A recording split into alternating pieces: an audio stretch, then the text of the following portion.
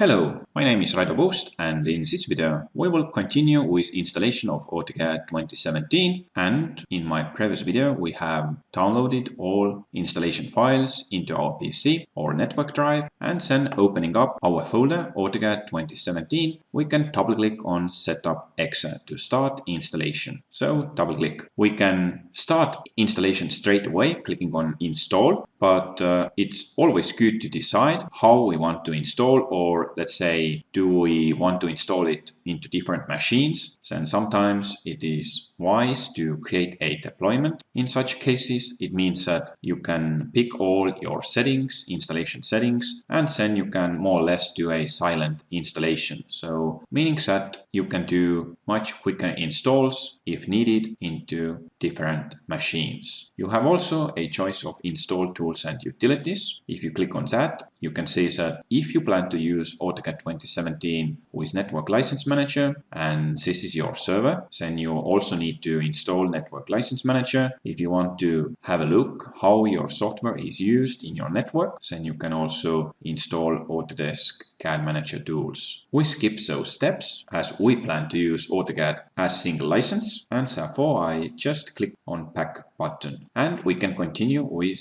installation clicking on Install. After a couple of seconds you can agree with license terms clicking on I accept. Of course, please read carefully before you do that, and then you can click Next. Now you will see different components that can be installed with AutoCAD 2017. Depending on what software you have already installed beforehand, it may show you a different picture. For example, I have installed AutoCAD LT 2017, and with that I also have installed A360 Desktop. That is already installed and it indicates in blue also installed. But with full version of AutoCAD 2017, there is always AutoCAD 2017 and Recap 360. If you click on AutoCAD 2017, left click, you can tune your installation, or let's say to pick components you want to install. Quite often I select all components, but if you know that you don't plan to use those, you can also deselect. And then you have installation type. In here, quite often typical works well, but you can see under custom what is actually installed. For example, Express tools, quite common to previous AutoCAD users. But also if you pick typical, then you also have a mark next to Express tools. So by default it will be installed anyway. You don't have to pick custom. I also prefer to select Create Desktop Shortcut so that I actually can see my shortcut on my desktop. Once you have selected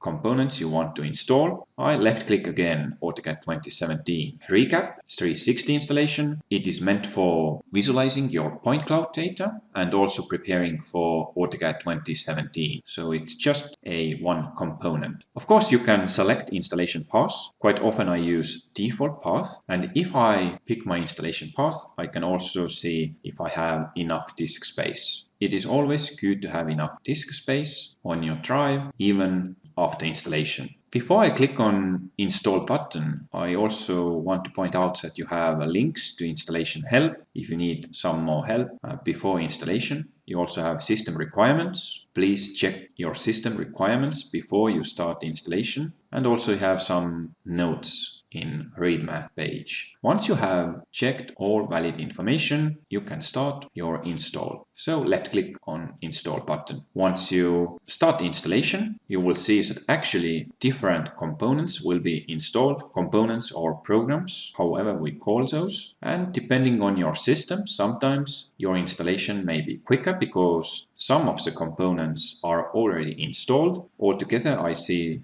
18 components, and first 5 components were quite quick because they actually were already installed. Once your installation is finished, you can check if everything was successful. You will see green check mark, and if not, then you can also see some information why it wasn't successful. Of course, you can close then this notification window clicking on Finish button, and sometimes you may need to restart your system so that configuration changes can take effect. Of course, it is always suggested that you click on Yes button. And after restarting, we can check how to start your product first time.